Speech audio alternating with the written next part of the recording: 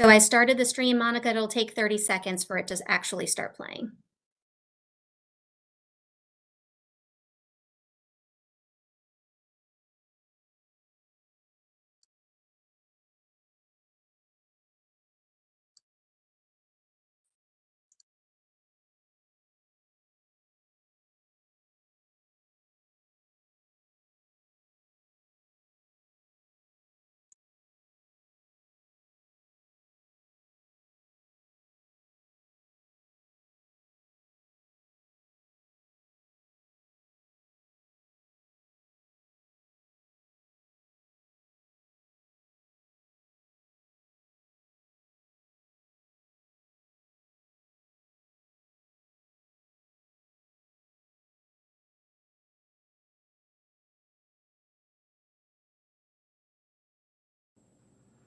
Good morning, everyone. I'm Governor John Carney. Thank you for joining today's statewide Professional Development Day, focusing on positive outcomes for all Delaware students. By attending today's session, you're showing your commitment to building equity in our community. The work that each of you do every day has a big impact on our students and their success in life. And when our educators demonstrate a commitment to lifelong learning, it helps our students grow in and out of the classroom. All of you understand the work we need to do to make sure all our children can succeed. And we all know that today, far too many of our students don't have the tools they need for success. This is a big challenge that we need to address, and I'm very confident that we can do so.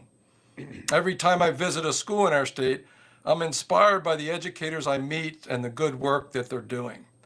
And so I appreciate the hard work and dedication that each of you show for your students every day. Thank you for your commitment to ensuring that all students have a chance to thrive. I hope you enjoyed today's session, and I wish you the best of luck for the rest of the year.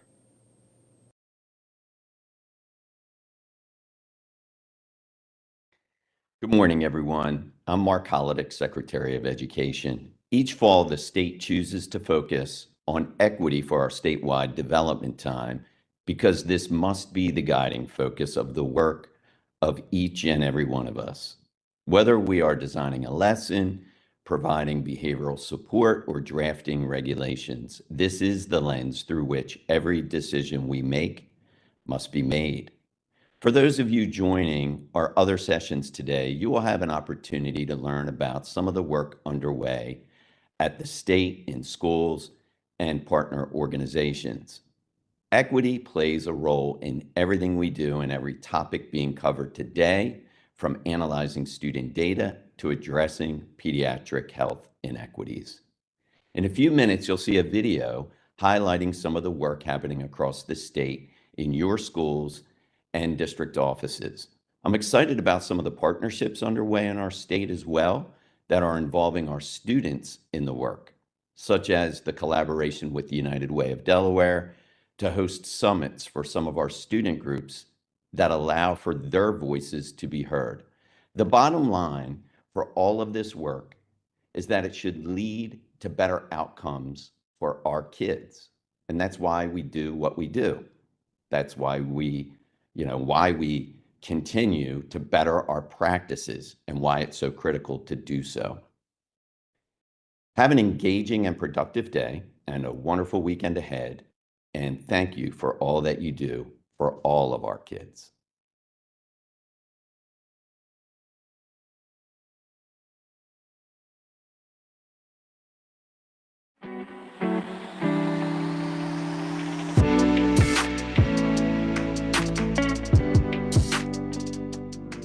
I speak Turkish, mostly English, but my parents speak my mother tongue, which is Kannada. Arabic and English. I can speak Spanish and English. I was born here, Wilmington, Delaware. I was born in Christiana Hospital. My family is from Mexico, from a small town called Tenancingo de Degollado.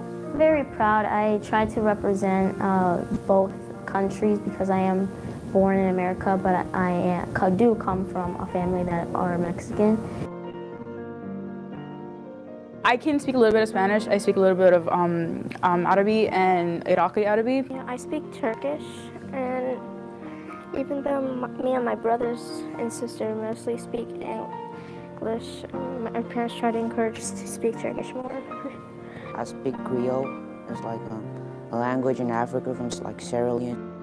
Knowing both English and Spanish, recognizing both different sides of different cultures, it just helps you have a broader understanding, not only language-wise, but more like community, social, political-wise. I can help family or friends, or sometimes I even help people who I don't even know. Christiana was really supportive. They helped me face my fears as actually trying to speak fluently. When I first came here, I didn't know English at all and barely knew Turkish, so I feel good that I got accepted in this school because I want a great school. I have great teachers and really nice friends. The teachers are like welcoming you. If like you need help with anything, they're always telling you what you need to do so they can help you become better at everything you're trying to do. During the month of Ramadan, we get our own separate room to sit in during lunch times. We don't have to be around the food. We can pray there all the time. Even Miss Boyle now in the library, she allows us, other Muslim students, to pray there. A mí me gusta the Christiana School District. Yo amo mi escuela. Yo pertenezco en mi escuela. Yo me amo mi escuela. I belong in Christiana School District.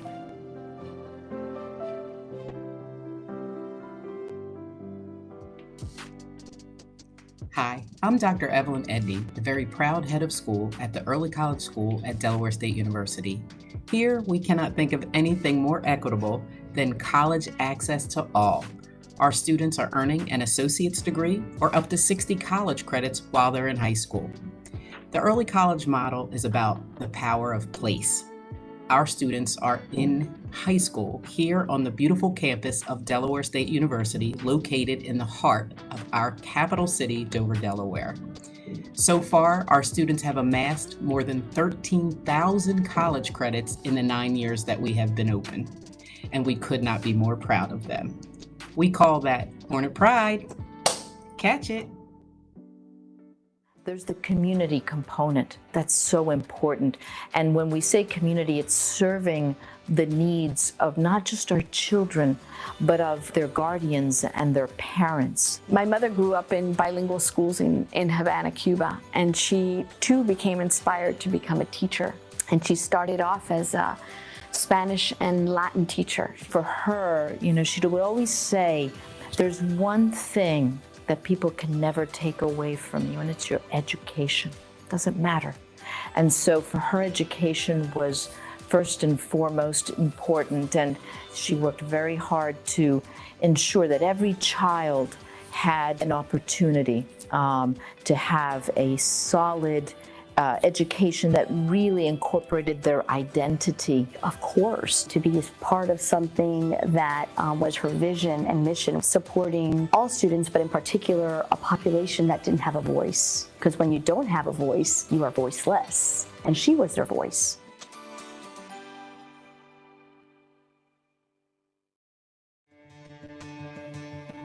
Welcome back to a new academic year at the Indian River School District. As we embark on a new school year together, we stand united in our commitment to educational equity, a powerful principle that fuels our passion for nurturing a community where every student can thrive. Together, we are all part of a system that cultivates each child from the beginning and all the way to the end.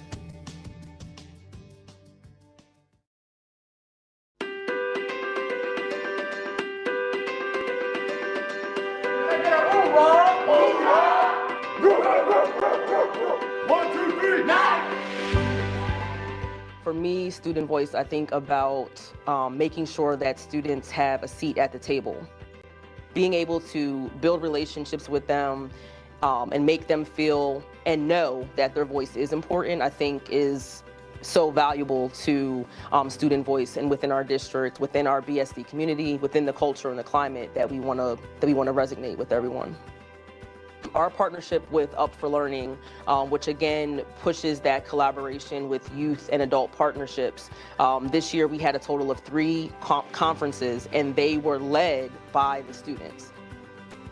The high schools were then able to pick their top concern or area of growth that they want to lean towards. And then you can go back to school and speak to it. And when you're sitting at a cafeteria table and you're having a conversation with one of your peers, you can then say, oh, well, we're working on this. And would you like to come and join this group and be a part of the student voice that's being about change and encouraging change in student voice and collaboration with adults? Student voice is the reason why we're here. I mean, school is for the students. Teachers are teaching for the students. So student voice is a big factor in our school community as we are trying to cater towards those needs that students have.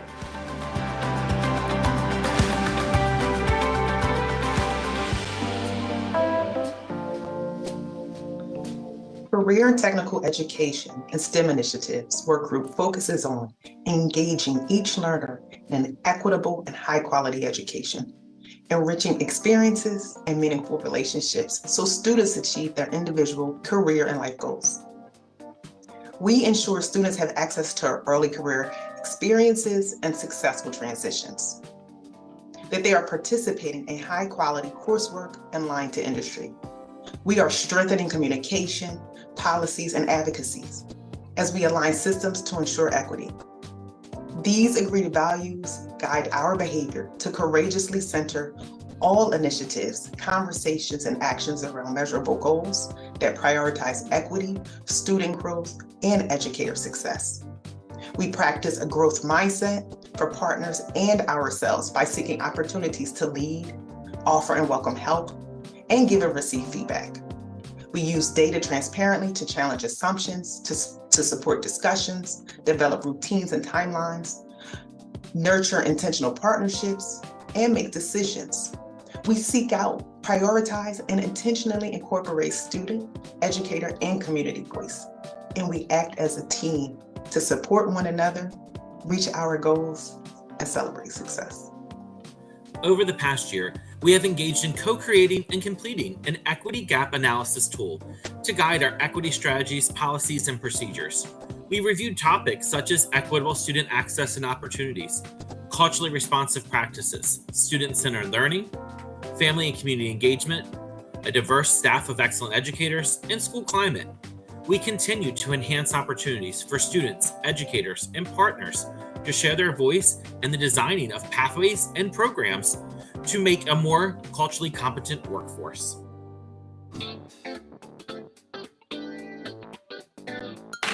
We are Educator Excellence of the Delaware Department of Education, and we would like to share with you ways that equity informs our work. Our director, Michael Saylor, would like to share that our EdExcel aim statement drives everything that we do. We oversee everything recruitment, preparation, induction, advancement/development, as well as evaluation for all teachers and all leaders in the state of Delaware. And data informs everything that we do as well.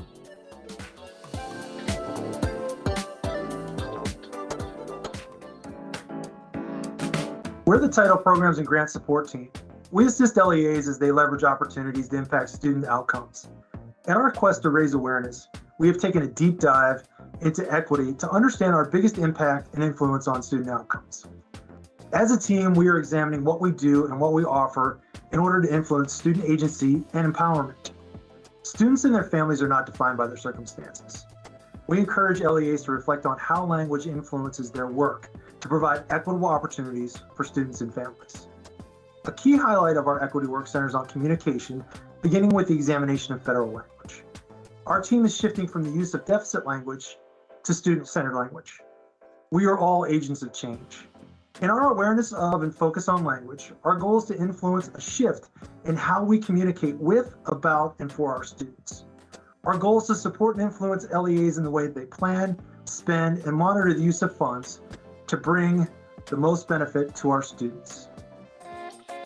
Welcome to the Prison Education Summary of FY23 Equity Projects. The focus of the Prison Education Program is the successful reentry of residents back into their communities. The prison population is a unique subgroup of Delaware's population.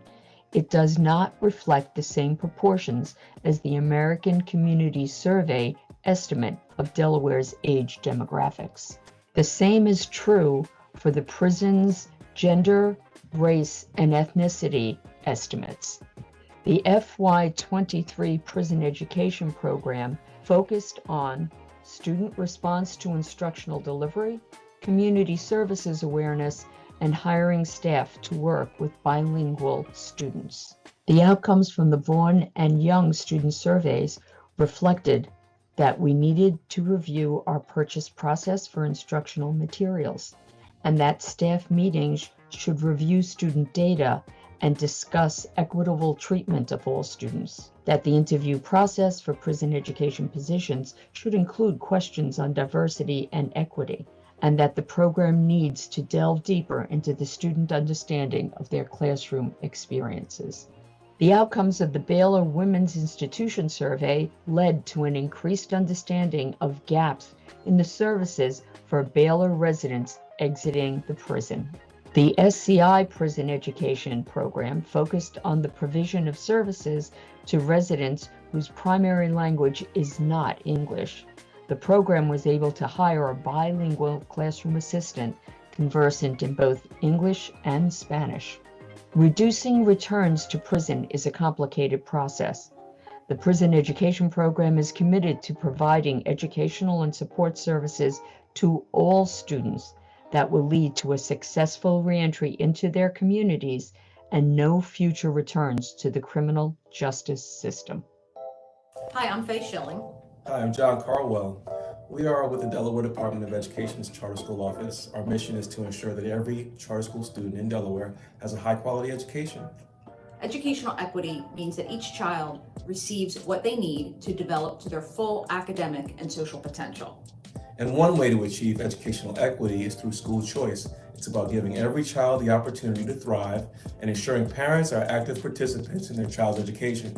When we combine equity, school choice, and parent engagement, we create a strong foundation for every child's success.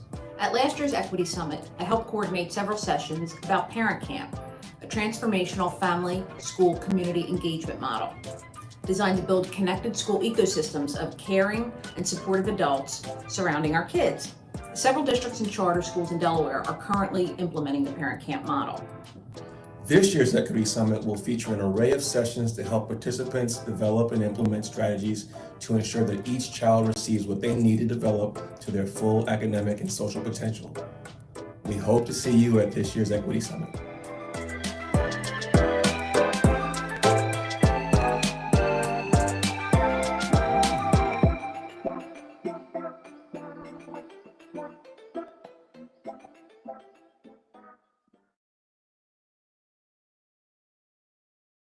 Hello, everyone. My name is Ladero Horn. I am a poet and an advocate for people with disabilities. And I'm also a very, very proud dyslexic. As part of this year's summit, I really would like to just deliver a poem that I think will really speak to the themes that you'll be exploring throughout the summit. But I think it's important that before I perform this poem, that I just give you a little bit of context about who I am and what informs the work that I do.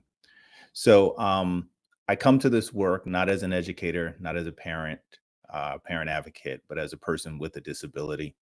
I was first diagnosed with having a disability when I was 9 years old, and initially started my education out in a private school. And after going through kindergarten and then first grade 2 times, the district basically recommended to my family that I be placed, or the school I was in recommended to my family that I go back into my school district. And I got through the 2nd grade with no problem, but by the time I got to the 3rd grade, it was clear that I could not perform the same as my peers. And so an evaluation was done. I was actually labeled as having a neurological impairment, And from that, I eventually made my way into special education. And I was fortunate in that I had an amazing special educator. Her name was Miss Priscilla Yates. She was so good. I remember her first and her last name. And Miss Yates also had an amazing paraprofessional teacher's aide named Miss Norsha. And these two women were remarkable. It's important that I let you know that when I started out in Miss Yates's class, that I could barely read. My spelling was so bad that I couldn't tell you the difference between the letters of the alphabet. But in that classroom, I got a lot of attention. I got a lot of the support that I needed, and I began to do better academically. But I think one of the challenging pieces about being in that class is that it was a self-contained classroom. And so from being in that class and actually throughout most of my education, felt very separate than everybody else. Didn't feel like I was as smart as everybody else. And certainly didn't feel like I had the same potential as other students. And so eventually getting into high school, it was challenging for me because I really didn't know what was going to happen for me after I graduated from high school. I didn't think that my skills were strong enough where I would be able to go to college. And I certainly didn't think that I would be able to have a career that was going to support me. And so from all that fear, from that depression, I ended up having an emotional breakdown. And that eventually led me to question a lot about who I was. Who am I? What did I think was going to be possible for my future? And through all that exploration, I came up with this wild idea that I was going to try to go to college. And I didn't know what that was going to look like for a person with a disability, with the challenges that I had, but I brought that to my IEP team and they recommended me going to a local county college.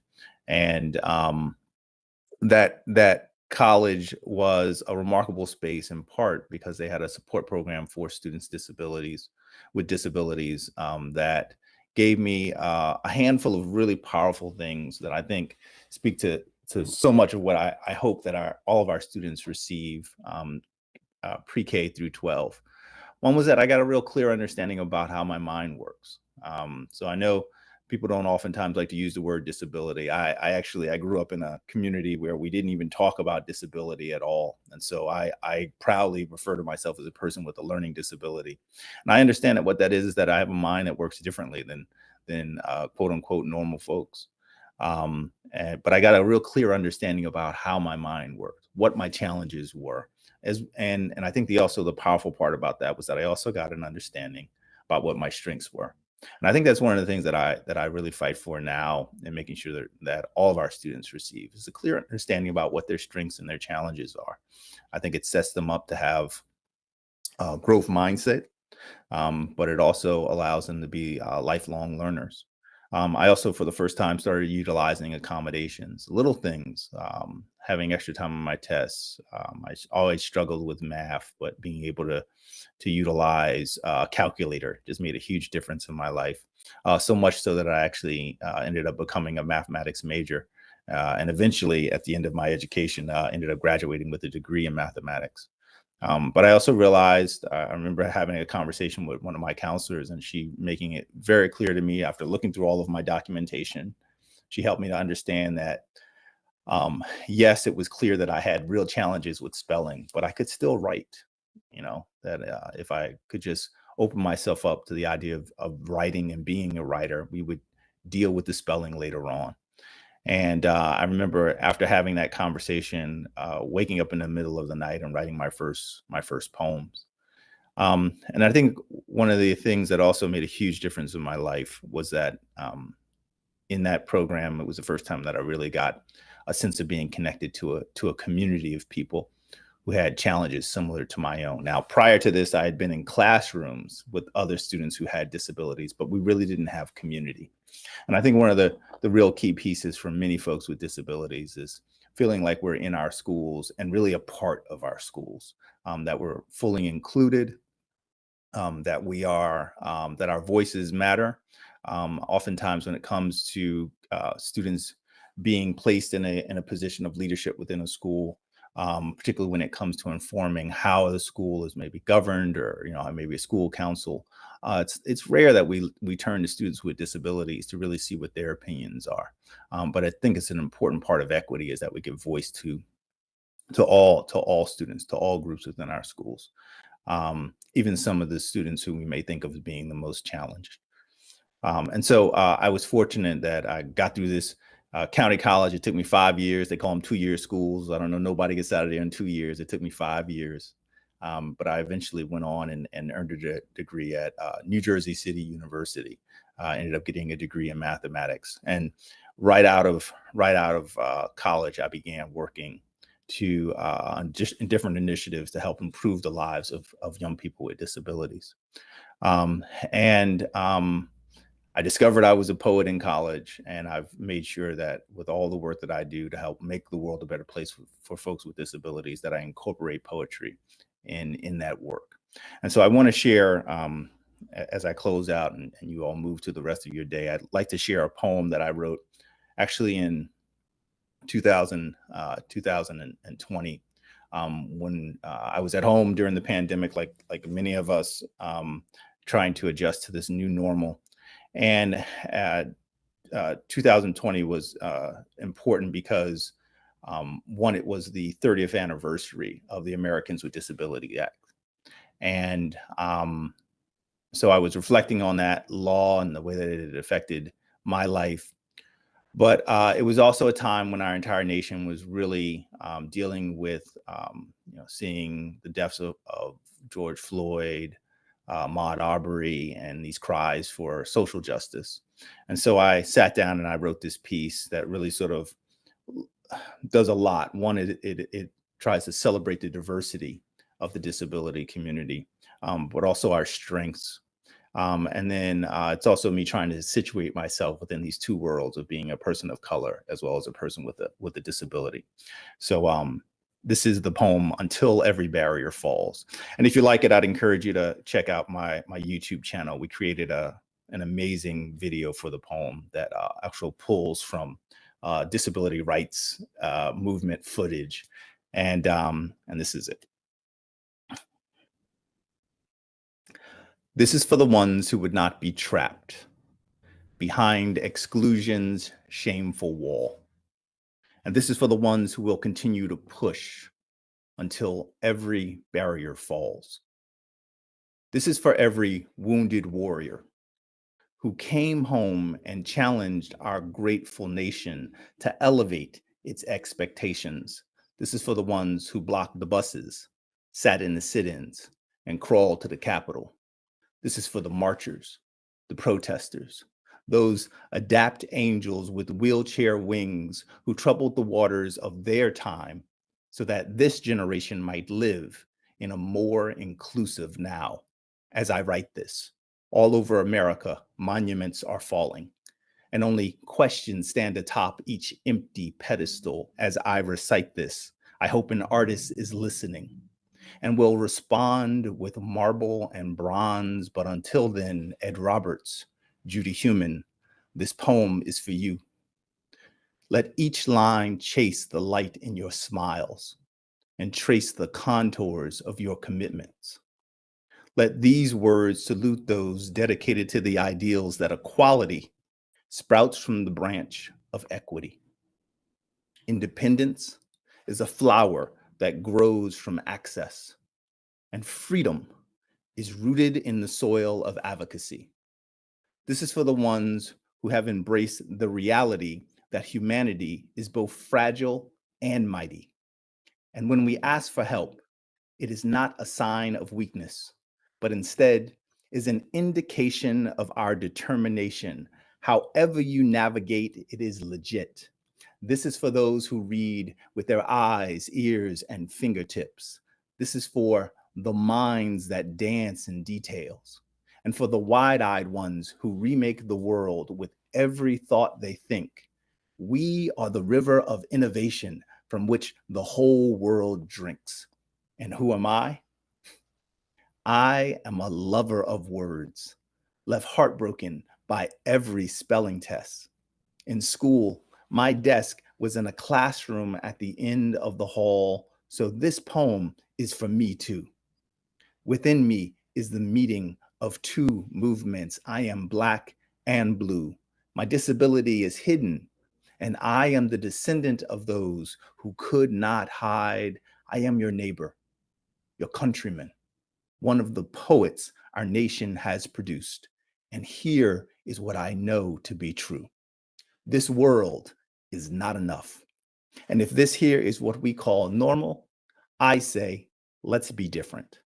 Let us, on this day, celebrate every shape, every color, every way. Let our actions commemorate the array of our being.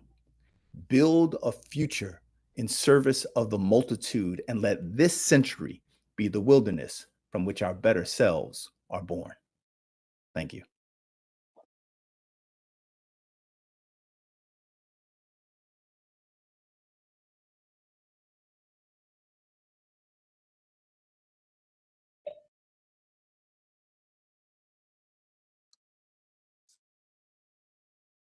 Hello, everyone. Thank you for joining us today. If you didn't have an opportunity before we started this morning to utilize the check-in, please go ahead and snap that QR code and check in for us, or you can use the URL that you see underneath. We really appreciate it. Thank you to all of you who are joining us just for this opening session this morning. We will be sending a link to our evaluation for the opening session out through PDMS. So you'll get an email from PDMS with that link in it. We really appreciate you. If you're joining us for the rest of the summit today, we're excited for you to experience all of the sessions that we have. And we want you to know that if you need support throughout the day, there is a support desk section in PDMS for you to register for. When you register and see the section information, you'll see the link that will take you to that WebEx where we'll be there to answer your questions and to help you throughout the rest of the summit today. Just a quick reminder that for your sessions, you registered for those in PDMS. The links to the WebEx for each of those is in the section information. You'll see it in the location and also in the section notes. So that's where you'll find your link for your sessions today. We hope everyone has an amazing day today, whether you're attending professional learning somewhere else in your districts or charter schools, or if you're staying with us for the rest of the Equity Summit today. Have a wonderful day, and we hope that you learn a lot. Thank you so much for joining us.